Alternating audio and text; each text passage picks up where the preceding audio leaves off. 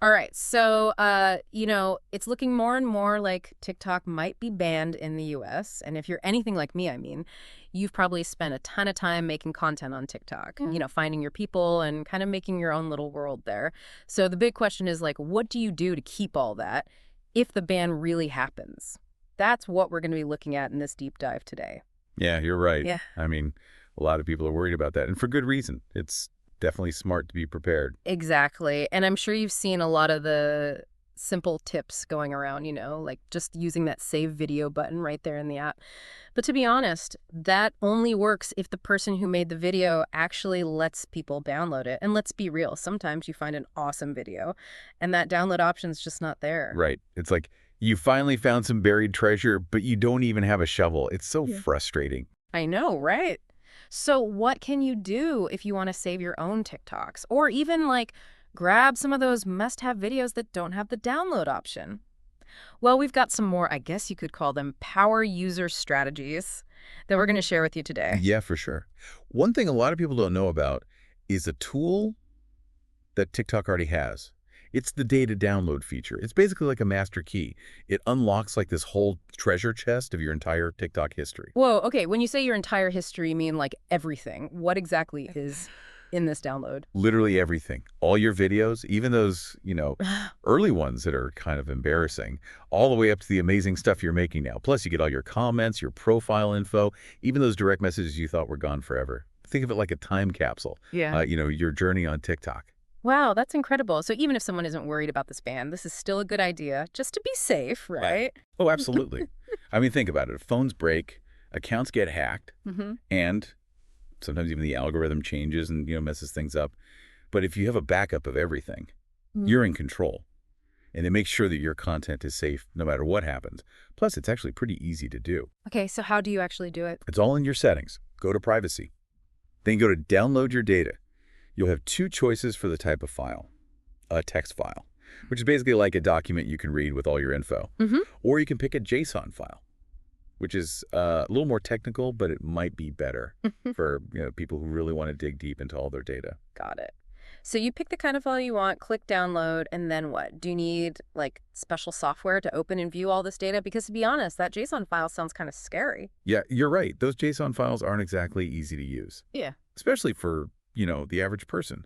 There are some free websites you can use that can open JSON files. Or you can convert the data into a spreadsheet if you like using those. But honestly, the text file is probably good enough for most people. It's basically like a timeline of everything you've done on TikTok. And it's super easy to read and search through. Okay, so that data download is like our secret weapon. Super useful for keeping all our TikToks. But let's be real. Part of what makes TikTok so special is the app itself, right? Like it's the community, the trends, all of that. If TikTok disappears, is there anything out there that can actually replace it? That's the question, isn't it? And while there's no perfect replacement, exactly like TikTok, there are definitely some other apps that are kind of competing to be the best at short-form videos. Okay, so what are we talking about here? Well, there's the obvious ones like Instagram Reels and YouTube Shorts. They're both really trying to get TikTok creators to switch over. And they're trying to copy that, fast-paced, addictive feeling that TikTok has. Yeah. And I've also heard people talking about Snapchat Spotlight. But are these apps actually like TikTok? Or is it a totally different experience? I'd say it's a little bit of both. They all have their pros and cons, like take Instagram, for example. They have a huge user base already, and all those features they've already built, like stories and shopping, which is a huge plus for creators who want to, actually make money from their content. But their algorithm, the thing that decides what videos people see, it might not be as good at finding new creators as TikTok's is, at least not yet. Okay, that makes sense. So what about YouTube Shorts then? They're obviously like the kings of online video. But are they any good at the whole short-form video thing? They're definitely getting better. One big advantage they have is that they're connected to the whole YouTube platform. So creators can potentially reach way more people than they could on a separate app. And YouTube is putting a lot of money and effort into promoting Shorts. So it's definitely one to keep an eye on. Gotcha. So Instagram is like banking on people already being familiar with it. YouTube is going all in on their video expertise. And what about Snapchat? Where do they fit in? Snapchat's interesting. They've always been really focused on augmented reality and having cool creative tools, which a lot of young people love. And their Spotlight feature Well, it's still pretty new, is becoming more popular. It might be, a bit more niche than Instagram or YouTube, but it's still worth checking out, especially if you like making, really visual, artsy videos. So we have like a whole menu of options, but the best one really depends on the kind of videos you make and what you want to achieve, right? Exactly. There's no one right answer for everyone. That's why it's important to do your research. Don't just jump to the first app that seems cool. Take some time to understand how they work, their algorithms, the kind of community they have, and then you can see which one really fits your style and your goals. Okay, I get that. But even with all these options, it still feels like something would be lost if TikTok went away. It's not just about the videos themselves, right? It's the whole TikTok world. Yeah, you're right. That's a really important point. It's kind of like if you tried to, build a rainforest in a zoo. You might have all the same plants and animals, but it wouldn't be the same. That special feeling, that connection, that magic of the original rainforest would be almost impossible to recreate. Exactly. And that's what makes this whole situation so tricky. It's not just about saving videos. It's about maybe losing something really unique, a whole culture, a community, a way for people to express themselves that only exists on TikTok. For sure. It's like they have their own language, their inside jokes, these trends Yeah. that just appear out of nowhere Yeah. and take over the internet. That organic, collaborative energy is really hard to copy and even harder to move to a different platform. So even if we figure out how to save all our TikToks, there's still a part of that experience that might be gone forever. Yeah, that's true. It's almost like we're already grieving, even though nothing's been lost yet. That's a really interesting way to think about it. Yeah. It just shows how deeply people connect with this app. It's not just an app, It's a community, a creative outlet, a place where millions of people go to have fun and connect with others. So yeah, thinking about losing that, of course people are going to have a lot of mixed emotions. It really makes you think about how, even in the digital world, people have real feelings and attachments. And that's something we should all respect. Absolutely. And maybe this whole thing with TikTok can help us start a bigger conversation about how we use social media, the communities we build online, and how important it is to find ways to make those connections last in a way that feels good and makes sense for everyone. Okay, so we've talked about how to save your TikToks. We've looked at other platforms you could use. And we even got into the emotional side of all this. But there's another big thing we haven't talked about yet. Kind of like the elephant in the room, You mean all the talk about TikTok and data privacy? Exactly. It's a huge deal. Yeah. And it's super important for everyone listening to understand what the risks might be. Yeah, you're absolutely right. And it's complicated. There's so much information out there, and a lot of it conflicts with each other. Okay, so let's break it down. What are people actually worried about when they talk about TikTok and data privacy? What kind of data are we even talking about? Well, just like most social media apps, TikTok collects a ton of data about its users. We're talking about stuff like your age, your location, your browsing history, the videos you watch and like, the comments you leave. They even track how you type and how you scroll through the app. And that's just the beginning. Okay, so they're gathering all this info. But what are they actually doing with it? That's where things get a little fuzzy right now. Yeah. Exactly. And that's what people are worried about.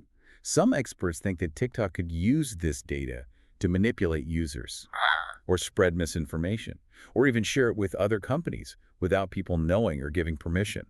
And since TikTok's parent company is in China, people are also worried that the Chinese government might be able to access this data. So it's not just about seeing targeted ads anymore. We're talking about potentially really personal information that could be used in ways we don't understand or have any control over. Exactly. And that's why it's so important for people to be aware of these risks and make smart choices about how they use the app. Okay, so let's say I use TikTok and I'm hearing all this stuff about data privacy. What can I actually do to protect myself? Are there any settings I can change or things I can do to, minimize the risk? There are definitely some things you can do. The first thing you should do is check your privacy settings in the app.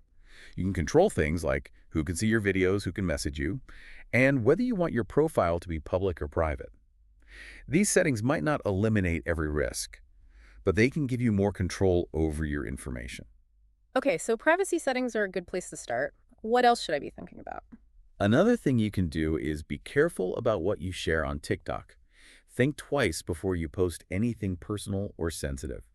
And remember that even stuff that seems harmless, when you put it together with all the other data TikTok is collecting, it can create a very detailed picture of your life, your habits, and your vulnerabilities. So it's not just about avoiding the obvious things like sharing your address or something. It's about understanding the bigger picture and how all those little pieces of information we share can add up to something much bigger. Exactly. And that's why it's so important to be a smart and informed user. On any social media platform, not just TikTok, take the time to read their privacy policies, understand how they collect data, and think about how that might affect your digital footprint. So it's all about taking control, right? Mm. Taking ownership of our data and making decisions that feel right for us. Exactly. It's a constant balancing act, weighing the benefits of social media against the risks, and trying to find a balance that works for you. So let's talk about some more practical advice for keeping your TikToks safe and navigating this, constantly changing digital world. That's what we'll be diving into in part 2 of this deep dive.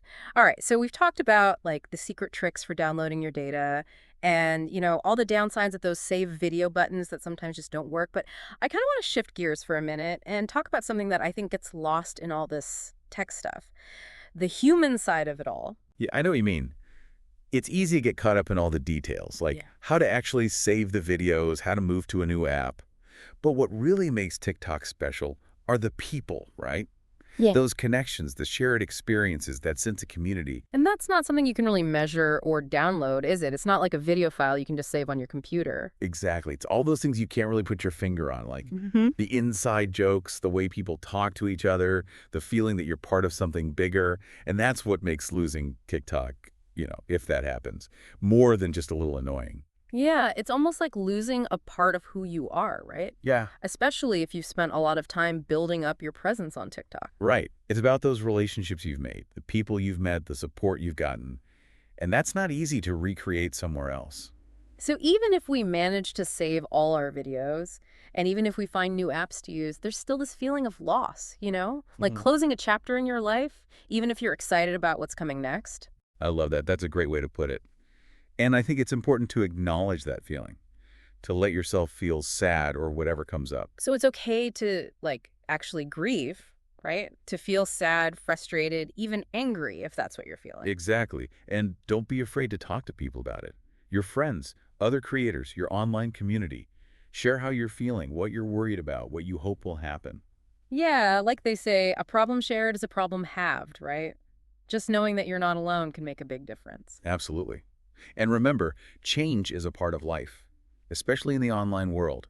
Apps come and go, trends change, but what stays the same is people wanting to connect with each other, to be creative, to express themselves. So it's not about clinging to the past, but taking all the good things we've learned, the connections we've made, and bringing them with us into whatever's next. Exactly. And who knows, maybe this whole thing will open up new opportunities, new ways to be creative and connect that we haven't even thought of yet. Okay, so we've talked about the emotional stuff, but let's get back to the practical side for a bit. We've covered the basics of saving videos and checking out new apps. But what if you're a content creator and you have a big following on TikTok? How do you move all those people to a new platform? Is that even possible? It's definitely a challenge, but it can be done. The key is to start early and have a plan. Don't wait until the last minute to tell everyone you're switching apps. Start hinting at it, build excitement, and point people to your profiles on other platforms. So kind of plant the seeds, right? Yeah. Get people used to seeing you on other apps so that when you do make the switch, it feels natural. Exactly. And don't be afraid to get creative with it. Do giveaways, post exclusive content, team up with creators on other platforms. The more you can get your audience involved and make them feel like they're part of this change, the more likely they are to follow you. So it's not just about saying, hey, I'm on this new app now, come find me. It's about giving people a real reason to make the switch. Exactly. And remember, it's a two-way street. You have to actually engage with people on other platforms too. Respond to comments, answer questions, show people you appreciate their support, and that you're serious about building a community wherever you end up. So it's about showing your TikTok community that you're not abandoning them, but you're inviting them to join you on this new journey. Exactly. And who knows, your community might even grow bigger and more diverse once you branch out beyond just TikTok. Okay, so we've talked about moving your community, but what about the actual content? Can you really just download your TikToks and upload them to another app? Well, sometimes it's that easy. But there are a few things to keep in mind. First, make sure you actually own the rights to the music you've used. Copyright issues can be a real pain, especially when you're trying to move content between different platforms. Ah, that's a good point. So make sure you're using royalty-free music. Hmm? Or get permission from whoever owns the rights to the music before you upload anything to a new app. Yep, exactly.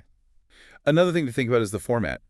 Different apps have different sizes and shapes for their videos, so you might need to edit your videos to make them fit the new format, especially if you want them to look their best. Gotcha. So a little bit of technical work might be needed to make sure your videos look good and professional on the new app. Exactly.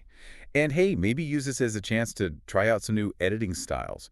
Every platform has its own look and feel, so what works on TikTok might not work as well on Instagram or YouTube. So think of it as a chance to freshen things up a bit, try new stuff, see what your audience likes on the new platform. Exactly. It's all about adapting and evolving, right? Yeah. Finding new ways to be creative and connect with people. Okay, so we've talked about the technical stuff, but what about the creative side?